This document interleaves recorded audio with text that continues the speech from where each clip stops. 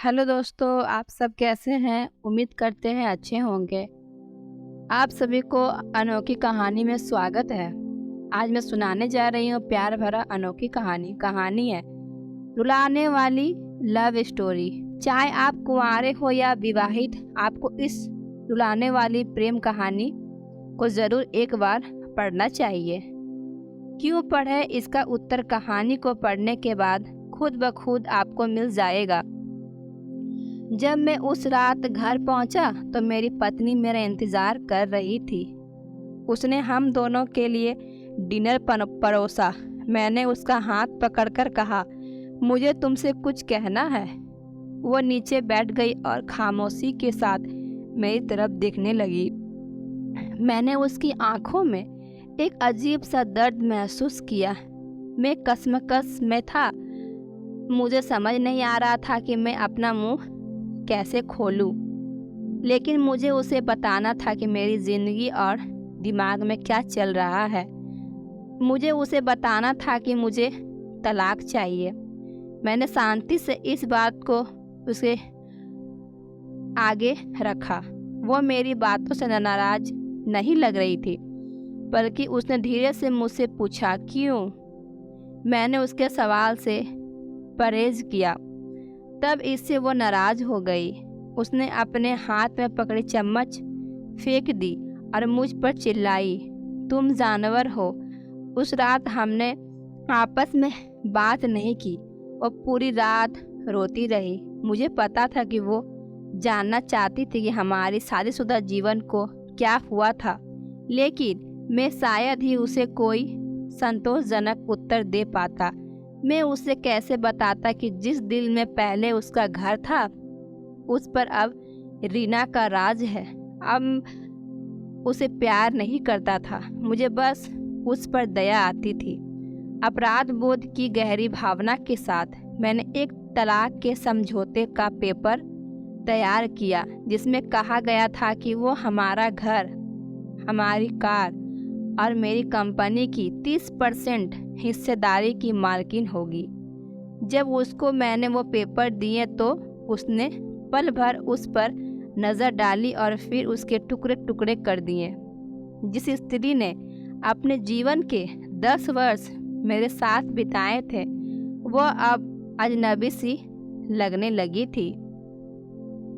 मुझे उसके टाइम, संसाधनों और ऊर्जा जो उसने मुझ पर खर्च किया, उसके लिए दुख हुआ। लेकिन मैंने जो कहा था, मैं उसे वापस नहीं ले सकता था, क्योंकि मैं रीना से बहुत प्यार करता था। अंत में वो मेरा सामने जोर जोर से रोई, जिसकी मुझे उम्मीद थी। मेरे लिए उसका रोना वास्तव में एक तरह की रिहाई जैसा था। तलाक का विचार, जिसने मुझे कई हफ्तों से परेशान किया था, अब और मजबूत और स्पष्ट अपनी मंजिल को पाने को लग रहा था। अगले दिन मैं बहुत देर से घर वापस आया और देखा कि वो मेज पर कुछ लिख रही है।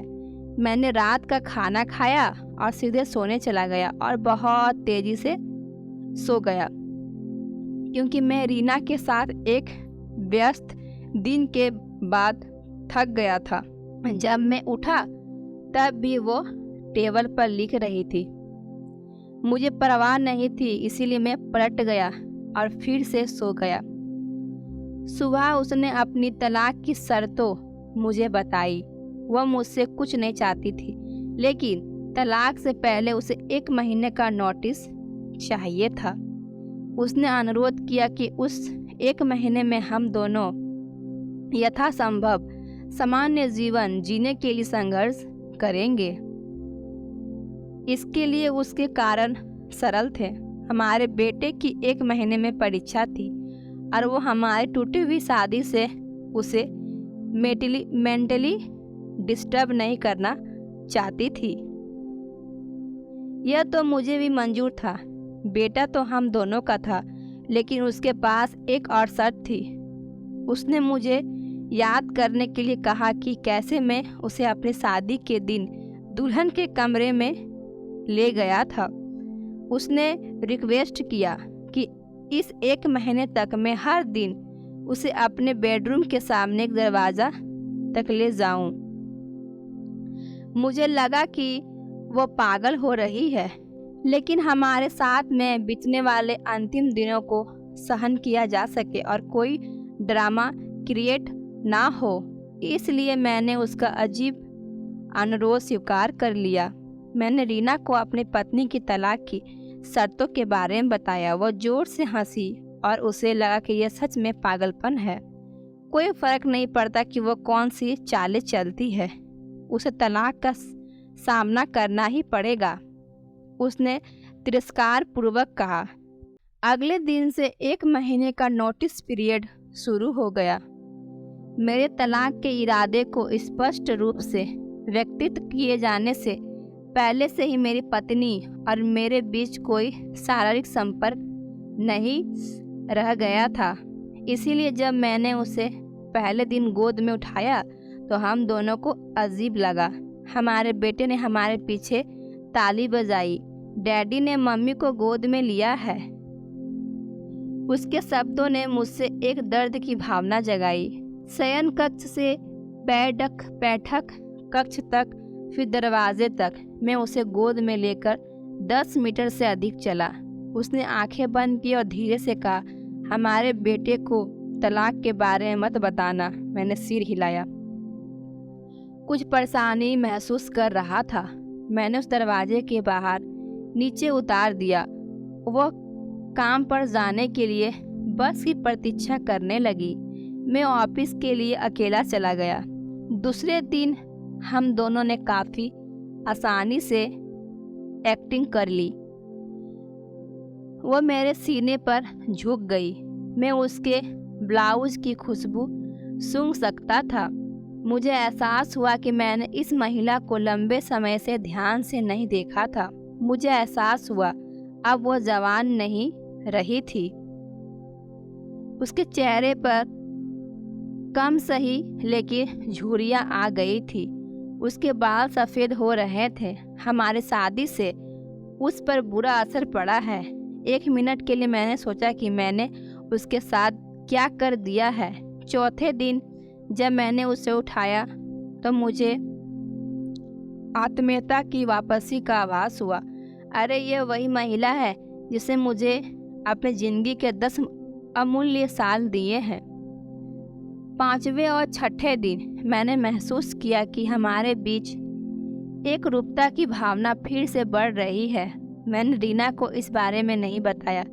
जैसे जैसे दिन बीतते गए मेरे लिए उसे उठाना आसान होता गया।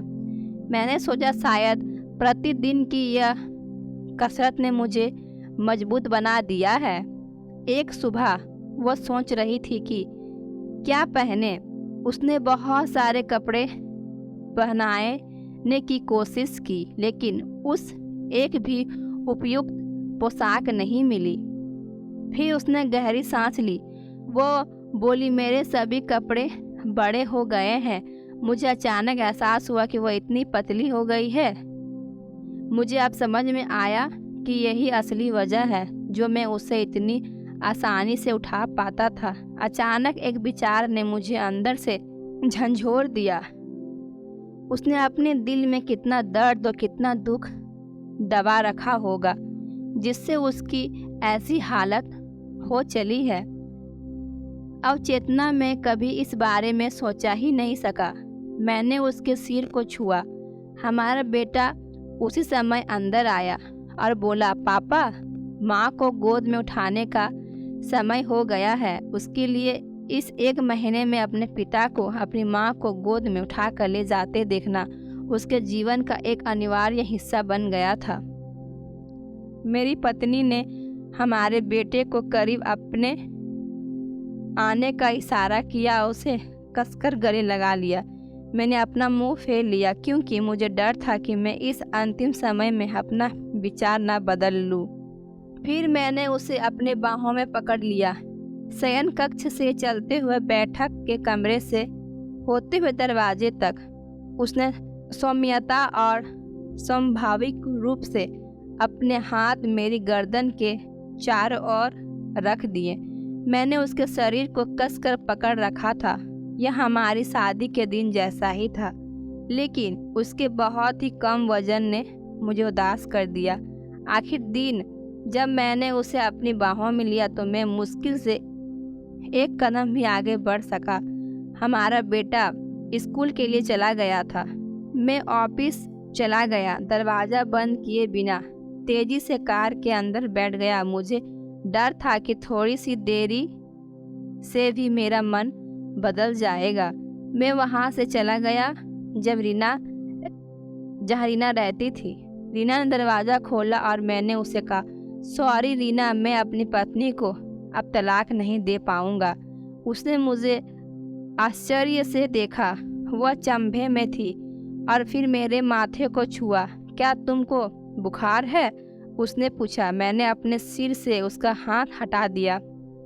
सॉरी रीना, मैंने कहा, मैं तलाक नहीं लूँगा।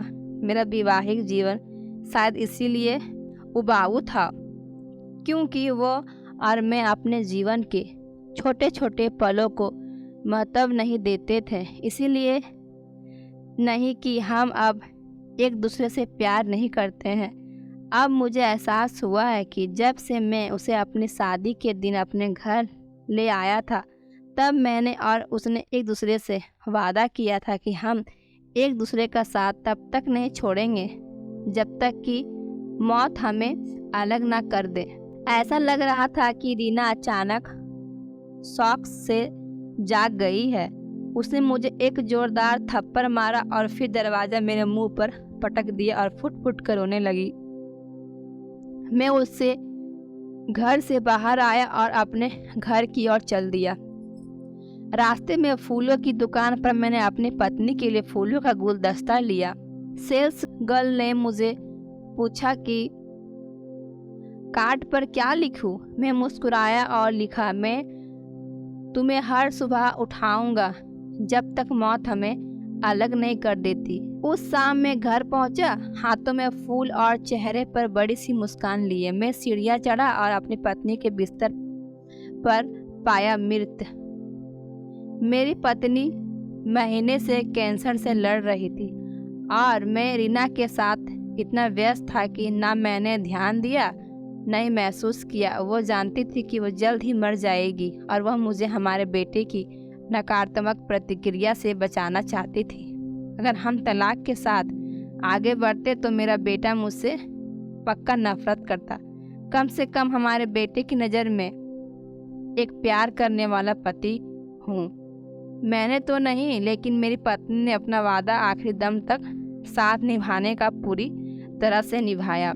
हाँ, पूरा जीवन अब मुझे पछतावे की आग में जलना था, मगर अब अपने आखिरी दम तक अपनी पत्नी से और भी ज़्यादा प्यार करता रहा, चाहे वो मेरे साथ नहीं थी। आपके जीवन के छोटे छोटे पल ही एक रिश्ते में वास्तव में मायने रखते हैं।